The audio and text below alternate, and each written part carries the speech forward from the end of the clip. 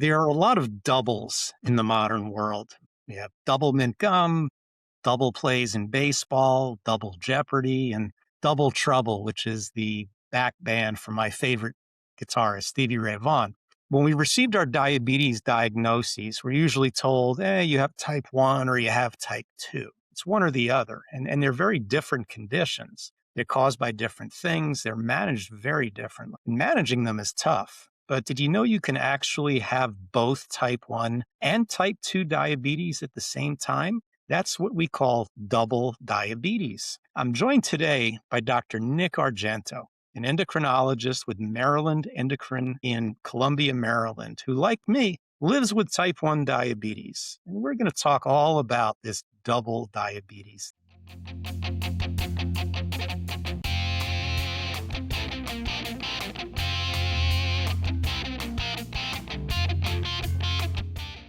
Welcome to Think Like a Pancreas, the podcast, where our goal is to keep you informed, inspired, and a little entertained on all things diabetes. The information contained in this program is based on the experience and opinions of the Integrated Diabetes Services clinical team. Please discuss any changes to your treatment plan with your personal healthcare provider before implementing. Nick, welcome to the program. Well, thanks for having me. As a clinical endocrinologist, I'm on both ends of the stethoscope. So it's certainly, my practice is very diabetes intensive for both type 1s and type 2s. An occasional osteoporosis patient sneaks in there, but they are not separate, which is the whole point today. Yeah, Dr. Nick is kind of a compadre. We both are very into technologies. Our practices focus pretty heavily in the type 1 diabetes space. And we love to try everything that comes down the pipeline also. But what he's most famous for are his ties. He's a classic fellow. He still loves to wear very colorful ties. And they're all these Jerry Garcia designs on those ties. I don't think I've seen the same tie on you twice. How many do you have?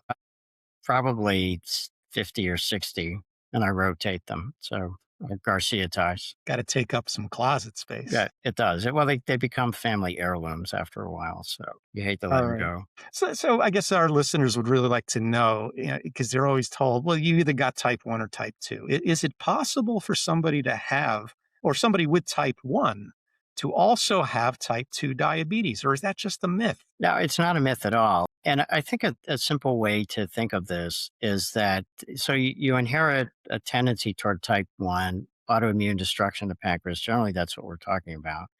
So that's, 5% of the type 1 population, or of the diabetic population.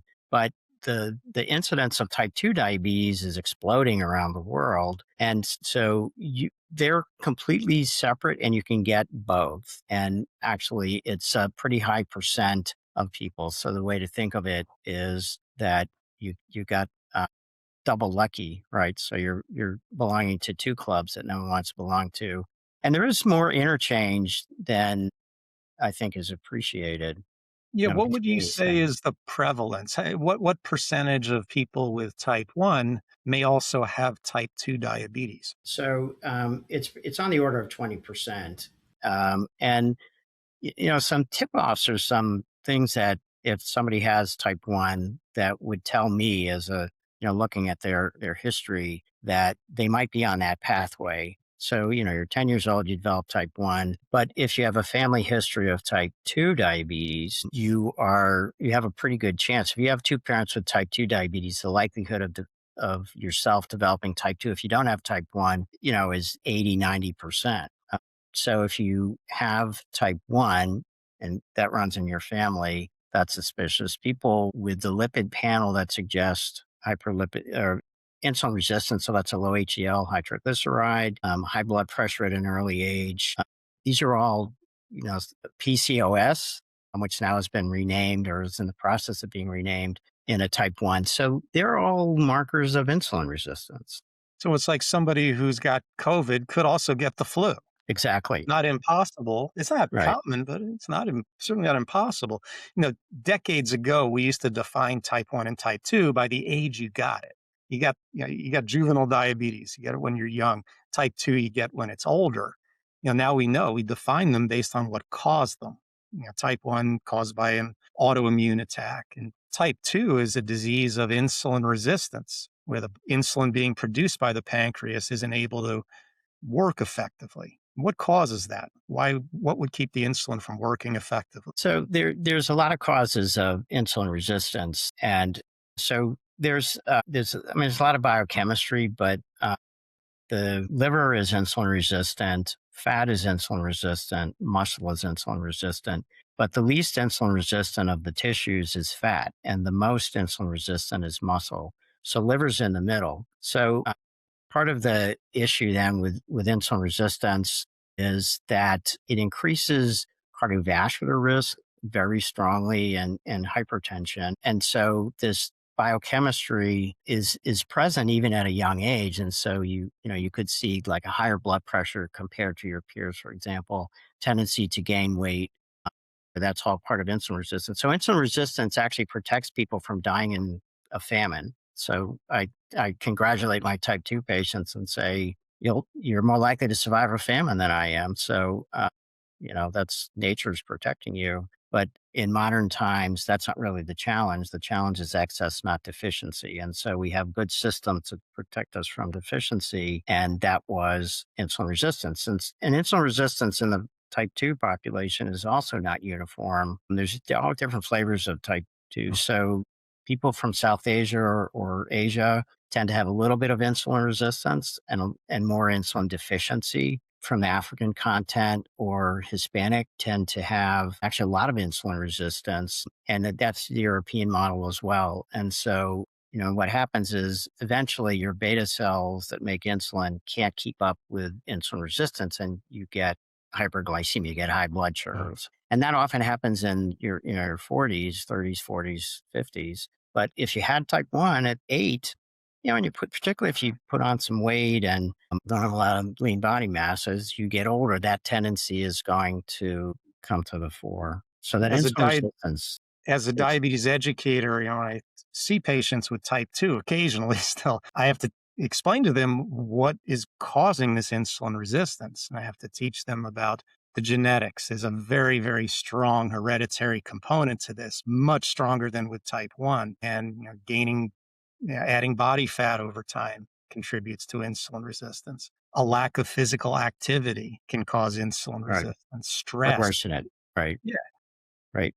s- Poor quality sleep. What am I missing? There's a Well, so yeah, and also and there's an interactions with obesity, type 2 diabetes, and sleep apnea. And sleep apnea worsens insulin resistance. And sometimes you can see marked fasting blood sugars, fasting hyperglycemia in people who have sleep apnea and have diabetes. Because what happens is if it's not effectively treated or not treated, then that stress of not having enough oxygen, your stress hormones go through the roof and they all act as anti-insulin. So there's an interaction between sleep apnea. So people who don't get enough time in bed, that's a big problem in our modern era where, we spend too much time on screens. But it's also if when you're in bed, you're not actually getting restful sleep, either as type 1 or type 2, that's a big problem. For people with type 1, they have a higher risk of sleep apnea, it looks like, relative to their body weight. That can be maybe part of sort of the autonomic kind of a neuropathy manifestation. So Yeah, and I don't know where we're I read it lucky. recently, but the incidence of obesity in the type 1 population is getting up there. It's like over 40%. It's at a pretty high level now. So everybody with type 1 should understand type 2 diabetes as well and what can create insulin resistance. Everyone with diabetes is at risk for a variety of health problems, long-term complications. If you add insulin resistance to the mix in someone with type 1, does that change the risk profile in terms of how likely they are to develop complications or which ones may develop? Yeah, absolutely. And the biggest one is cardiovascular disease. So, and there's been recent information that even people who we would consider well controlled, where they have A1Cs less than 7 and, say don't have obesity, if they have high blood pressure, it's treated, et cetera, still have probably twice the risk of developing coronary artery disease that that same person would if they didn't have diabetes. So diabetes per se increases cardiovascular risk, but you really greatly increase that tendency if the type 1 patient has insulin resistance. I have always thought of it as type 1 with insulin resistance, although I think double diabetes is actually a better term because it impacts, it makes more of an impact. So their cardiovascular risk is really high. So somebody in that setting, other traditional cardiovascular risk factors are really important. It's like that famous scene from Casablanca, round up the usual suspects, right? So Louis on the, on the airport there. And so the usual suspects for cardiovascular disease are smoking. Anybody who smokes, I mean, I mean, that's a really bad, tobacco anyways, really bad idea. You're increasing your cardiovascular risk.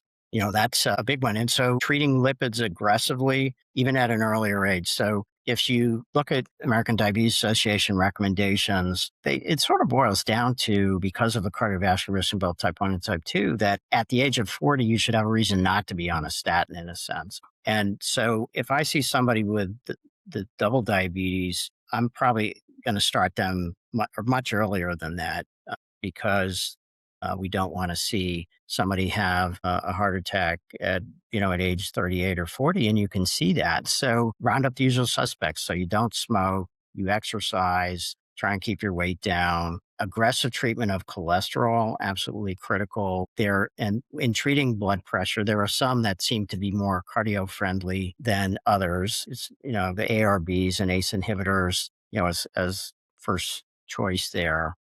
But then also for somebody with double diabetes, I know we're going to talk about this, but how about the type 2 treatments in a type 1 person? That's got a lot of potential. Sure.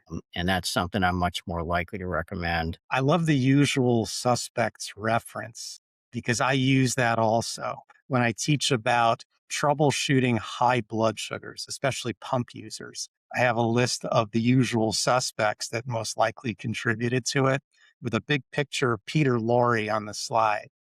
And I would ask people, you know who that is? Nobody knows who it is. Right. They just, I do.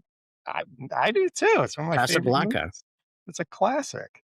In terms of the day to day management of one's diabetes, clearly, if you're insulin resistant, you're going to need more insulin than a person of your size would normally need. Are there other aspects of your day to day management that should be considered? Are there changes that should be made? Well, actually, I mean, that's a good point. I mean, just about talking about insulin resistance. So one of the tip offs there might be if the need for insulin. So total daily dose is one of the numbers. Now we have a system that puts all the pump data into our EMR system, which is really great because I can see total daily dose. That's always something I focus on because, okay, so I weigh about 140 pounds. So my total daily dose is about 30 units. So that's pretty normal insulin sensitivity. But if somebody my size, man or woman, is requiring 80 units, they're pretty insulin resistant. So anybody, regardless of their weight, once you're getting up to 80, 90 units, you've got insulin resistance. And,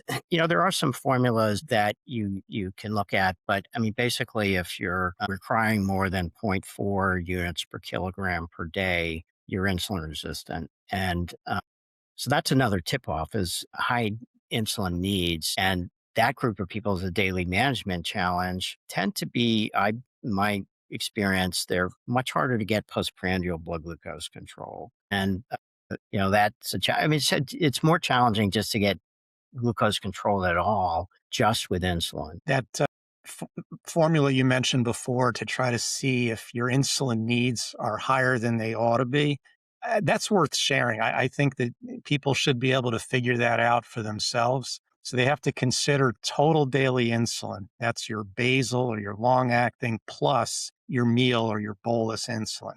Add all of that up. That's your total daily insulin.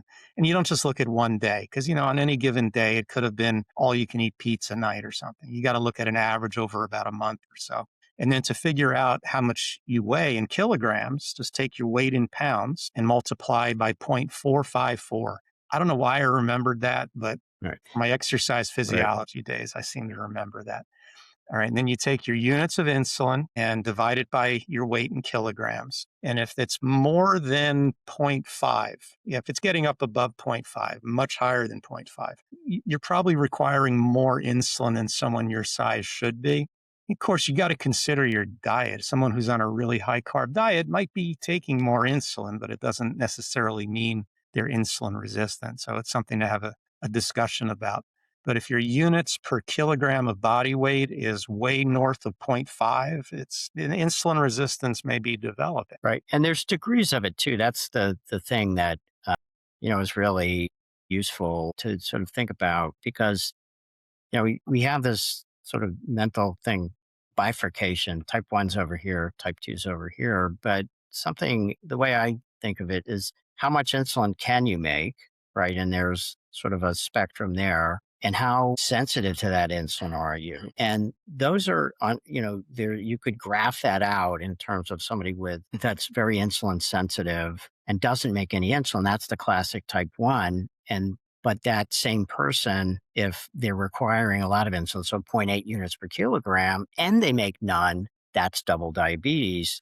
It also at the other end, so with our type 2 patients, a lot of them, could be misdiagnosed. I mean, they maybe really don't have type 2. Maybe they're a sneaky type 1, right? So somebody that develops type 1 after age 30, LADA is a term that's used, but I think the way to think of that, it's type 1 diabetes in slow motion. And so instead of over 3 to 5 years, going from sort of antibody positivity to starting to see glucose out of range, it might take 15 years. And that same person, if they develop type 1, might have some residual insulin secretion for years after, longer than normal, which actually makes their diabetes easier to control. So these are really separate. And insulin resistant, some people are severely insulin resistant. So, I see people like this in my practice every day. So I saw somebody today actually that used to be on 250 units of insulin a day, and he weighed about 300 pounds. He's a type 2 patient, but he's lost 80 pounds over the last several years. And, he makes some insulin, but just not enough, right? So he's had that severe insulin resistance, but his insulin total daily dose now on a pump is 125, used to be 250. So that's still insulin resistant at 200 pounds, Less 210, so. Yeah. but less so. And why is that? Because he's on Manjaro and he's also on Jardiance and he's on metformin. So he's on lots of things to try and decrease insulin or decrease glucose without just using insulin. Well, before getting to the medication options, if you take somebody who has type 1 diabetes who may be listening and is doing the math and concerned, oh my God, I'm insulin resistant. Well, what can be done to reduce the insulin resistance, or what could be done to prevent it from developing in the first place if you have type 1 diabetes? So if you have type 1 and, family history of type 2, I think a key thing about minimizing the development of insulin resistance is to keep your weight down and exercise. So exercise improves cardiovascular fitness. It doesn't necessarily make diabetes easier to control. I got yelled at ADA one time because I pointed that out. I said, vigorous exercise with type 1 is challenging because you have to manage insulin, but it's still really good for you. So type Except 1, for one situation, we're learning that exercise in the early morning hours makes it actually better. okay, interesting, right? So I'm great, not a morning guy. I'm not getting right, up at 5 a.m. to right. exercise. But Well, so trying to, if you see that pathway, keeping your weight down, exercise. I said, don't smoke. I mean, that doesn't directly affect you, but could increase your cardiovascular risk. But I think that's the lifestyle and limiting carbohydrates. So I think keto diets, they come and go. Over my professional career, I've seen these come and go, but there is some, basis to it. So for somebody with type 2, it's easy to follow a keto diet for a while because if you're not on insulin, you don't have to make a bunch of other adjustments. For people with type 1 who try and eat no carbohydrate, that's pretty challenging and also leads to a lot of constipation because you don't have much fiber. So I think that diet has a lot to do with it. So limit, not eliminate carbohydrate is reasonable. So, if I eat 3 pieces of bread and a big thing of pasta and knock back a regular beer, then that's a huge amount of carbohydrate. But if you had a smaller amount of pasta and a big salad, with it and had a light beer with no carbohydrate. So you've limited carbohydrate. Limit, not eliminate, I think makes the most sense for people with type 1 diabetes anyways, but particularly in this setting because it gets you to think about the things that processed carbohydrates that tend to be, junk foods and a lot of other additives and things that aren't so great for you anyways, but they also raise your blood sugar. And so limit, not eliminate carbohydrate. That I think is really important lifestyle approach for people with type 1 diabetes anyways, but particularly if they've got that family history that is suggesting or lipid panel and so on that are suggesting that they could be on this pathway. Do you find that certain ethnic minority groups with type 1 diabetes are also at an increased risk for double diabetes? Yeah, definitely. And so, African descent or Hispanic, I mean, those are definitely groups that there's an increased risk for double diabetes, so to speak.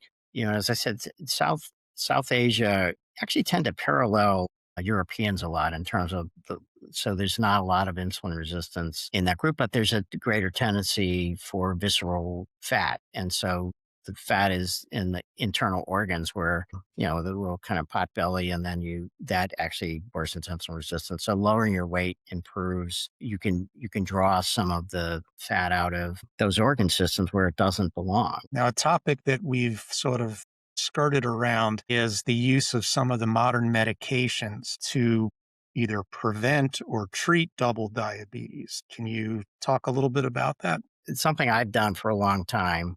GLP-1s, now GIP. So Ozempic, Wegovy, Victoza, previously Bydureon. I mean, there's been a whole string of GLP-1s and now a GIP. So that's Mounjaro or tirzepatide. Also, Zepbound is the obesity related one. Those types of agents for type 1 have really tremendous potential to help with weight. And there's I think you were probably at the session last year where Beryl Shaw was the first author, but it was a group that had type 1 patients who had a BMI above 30. So that's defined as obesity, but not severe obesity.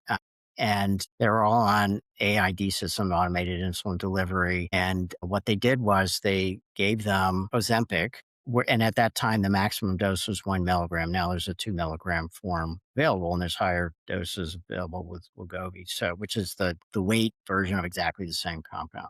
And so what they showed was that in that group of people, they spent hours more time in range with a lower, so the A1C went down about 0.4, but the time in range actually went up 3 or 4 hours, and they lost weight, and their doses of insulin went down 20, even 30, somewhere in that range. So that's really powerful. That's the group that has clearly double diabetes. Generally, they're with the obesity tends to come this in higher total daily dose. Yeah, I mean, there were side effects, but they were manageable. Yeah.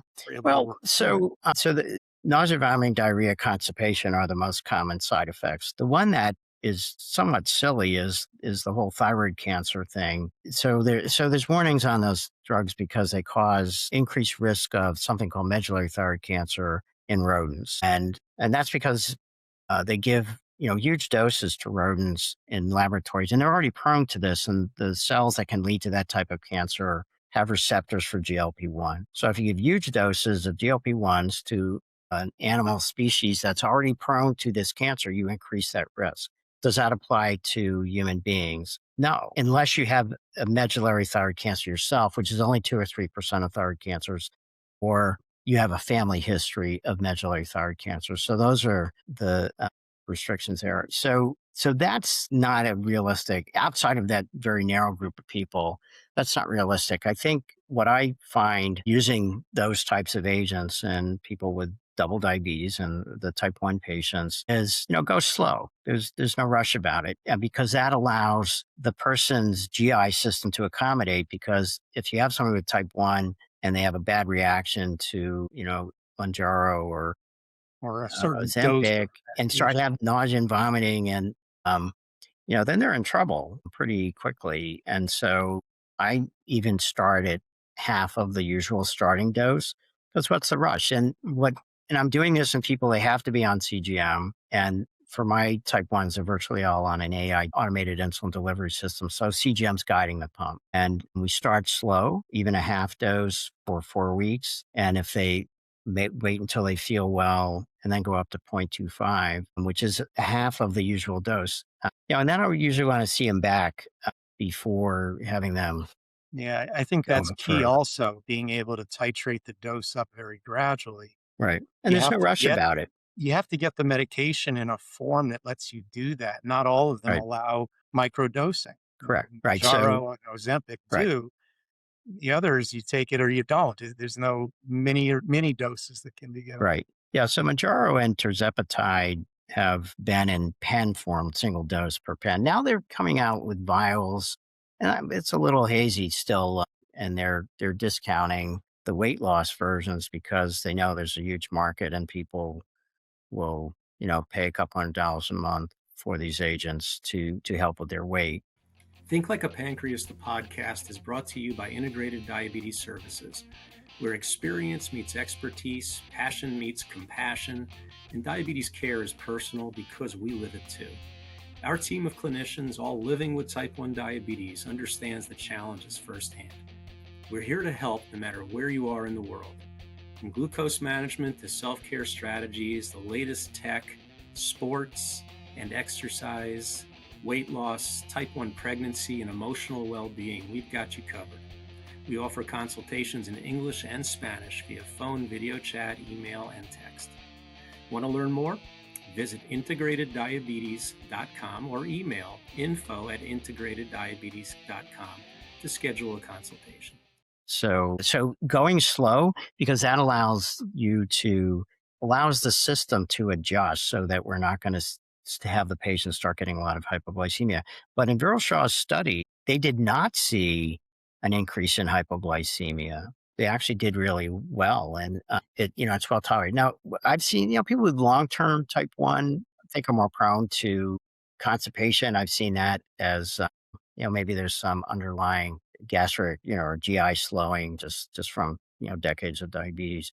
And if somebody has overt gastroparesis, this is a bad choice because you're going to slow gastric emptying. So that would be a group that I would not do this with if they have, One of gastric. the big roadblocks to using GLP-1s and the GLP-GIP combos is insurance coverage, Mhm. because these meds are not yet indicated for treatment of type 1 diabetes. So, in a way, having double diabetes might make it easier to obtain these because you can add a diagnosis of type 2 along with the type 1. And now with type 2 diabetes, you have a better chance of getting coverage. Correct. And so, medical records are way too long generally. And there's an old saying that's been attributed to Mark Twain or either Abraham Lincoln that is that I didn't have time to write a short letter, so I wrote you a long one. And that's medical records now because there's a lot of sort of stuff in there, kind of a lot of repetitive things. But I'm very careful as a provider to document. If I'm saying that they have double diabetes, I'm going to document it and I'll explicitly add type 2 as a diagnosis because this is legit. I'm not making this up. I mean, I can support it by their total daily dose and insulin resistance. And if they have the lipid panel too, that's even more supportive of it. And so carefully document and submit it under type 2. Sometimes you can get it to go through, sometimes you can. It really depends. And what would be wonderful if we could get type 1 page to get at least Ozempic because that was a investigator initiated study. So it wasn't a huge study like they do with some of these pharma studies, but to show that it was effective and it's necessary. So you were talking about the incidence of obesity in the type 1 population. So there's a some physicians have this idea type 1s are thin. Well, that was true in the 1970s when we had NPH insulin and regular, no finger sticks. And so you basically were trying to keep people out of the hospital and not cause hypoglycemia. So NPH stands for not particularly helpful. So that was a terrible insulin. And so people were undertreated. But once they started to get adequate insulin, as soon as finger sticks became available, then efforts to more tightly control blood glucose became the standard of care over time. Weight shot up. And there's a lot of reasons for that. I mean, weight gain in type 1 is even more of a problem than it is generally around the population. And, there's some reasons for that. So you have to adequately give insulin to the liver, you have to give too much to fat. Fat's the least insulin resistant tissue. We're injecting subcutaneously under the skin as opposed to in the intestinal or in the peritoneum, so where it's going to go to the liver first. So to get the liver to stop making so much sugar, you've got to give a lot of insulin to fat. Fat's a storage depot. And so that tends to promote weight gain. Along those lines, do you feel metformin? Hypoglycemia, you're forced to eat, or anticipatory eating or protective eating is another big issue. Do you feel metformin could be used as a tool to help improve weight profiles and insulin sensitivity? So metformin it's an interesting medication. So it's been around, since the 1950s around the world, although it wasn't available in the US Fenformin until the 1990s. Right.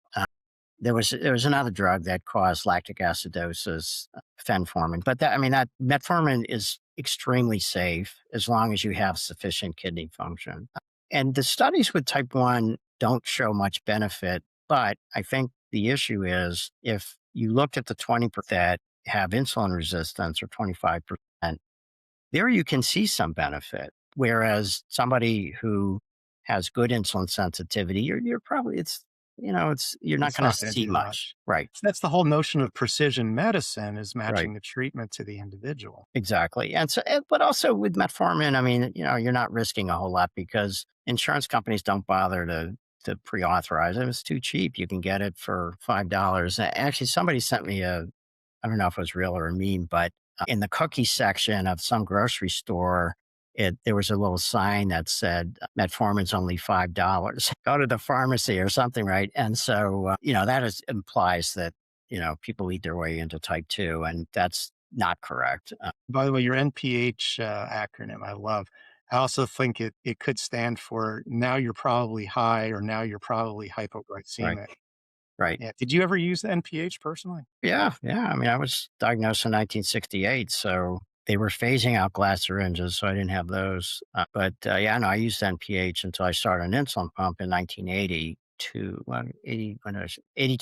January of 82, that's when I started on a pump, and it was with regular insulin. So up until then, I used NPH, which also stands for nighttime paramedics hauling butt. There's another We got to term I make a could use, list of these and post them somewhere. Argentoisms, right? So Yeah. Hey, one other thing I wanted to ask you about, there is an emotional toll that we all deal with living with diabetes. And having type 1, there's the constant work, there's the aggravation. But when you add type 2, when the double diabetes occurs, there's often also a certain level of guilt, and it can be difficult to cope. What do you tell people who have type 1 and now all of a sudden have type 1 and type 2? How do you encourage them and keep them motivated? Well, it is type 1 is burdensome, right? And, it can, drive you crazy. So here's another one of these things to tell people is like when they say, oh, I eat the same breakfast 3 days in a row and I got all these different results. And so it's been said the definition of insanity is doing the same thing over and over again and expecting a different result. The insanity of type 1 diabetes is you do the same thing over and over again and you get a different result. So some of this is unavoidable. And so I try and get guilt out of this and say, look, choose your parents wisely. Okay. So you missed your opportunity on that. So we can deal with this. I think the message that first, it's not your fault. And, you don't get to choose your genes, not yet, maybe in the future. But that we can empower you. We can do something about this. And that's where, again, GIP, GLP-1s are so helpful. And SGLT2 agents like Jardiance and those types of things, you have to be very cautious with those medications in somebody with type 1 because there's a clear increased risk of diabetic ketoacidosis.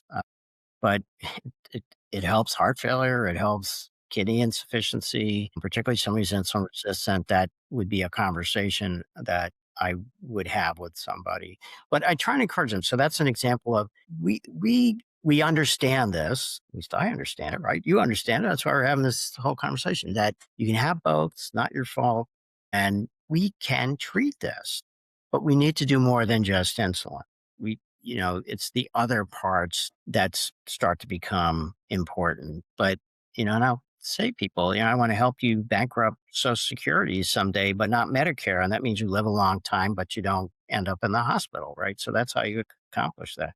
So, you can say, we can do this. This is treatable. We've got good tools for it, and have a partnership that people understand that and try and use that in a positive way. I love your attitude. I really wish there were more providers out there with that kind of attitude. And it's a good place for us to wrap things up.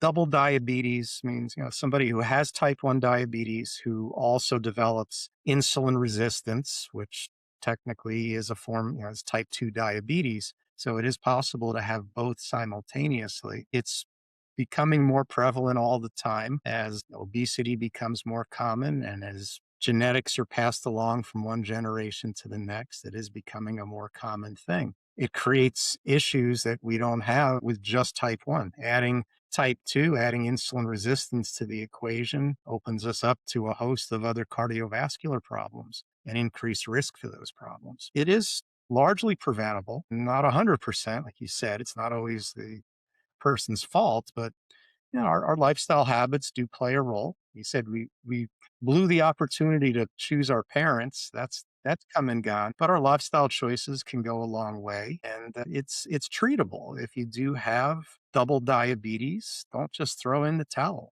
There's plenty of options there, and in some ways, having double diabetes may open the door to treatment approaches, some of the newer medications that otherwise might not be covered. So maybe there is a silver lining in all of that. Right. Right. No. And Yeah. you actually It's reminded me it's Wednesday. I forgot to take I take Ozempic. I have to take my shot today. It keeps me from snacking. That's the thing it does, because if I don't take it, I am just hungry 24/7. I don't have weight to lose, but it helps me modify and control my hunger better right. than anything else I have. Well, and that's a really that's I've heard this, a lot. I mean that sort of food noise for people who really do struggle with weight, but even otherwise, I mean, it's if your insulin levels go up and your glucose starts to go down, your brain says eat, right? Feed me. Feed me, right? And we're lacking the amylin hormone, which would Right. help Right. suppress that. Well, you're right. And there's other, and so that's a big part of the GLP-1s and so on is getting people to just eat less and the snacking smaller portion size. It makes it, easier. And I think that this should be on label. And there's ways you can You think it'll play. get there? You think it will I be? hope so. I hope so. I don't know. So the Food and Drug Administration is unfortunately they're very conservative. I understand safety, but their concern, and this is not unfounded, is that if you give, say, Ozempic to somebody with type 1, then they're going to say, I don't need this insulin anymore because I've got, I'm taking Ozempic now. And so, that doesn't work. You can't not take insulin if you truly have type 1 diabetes, or if you're very insulin deficient type 2 end stage, I see this in South Asian patients a lot. And also they're concerned that doctors are going to misunderstand and say, oh, no, I'd stop all that insulin and, we'll just put you on Bad things Ozempic happen. and Yeah. create ketoacidosis. So, Well, Nick, thank you so much for joining the podcast today. I always learn something when we have a chance to meet and talk. And to all of our listeners out there, hope you enjoyed the program. And I remind everybody to keep thinking like a pancreas. and thank you so much for the invitation. It's always a pleasure.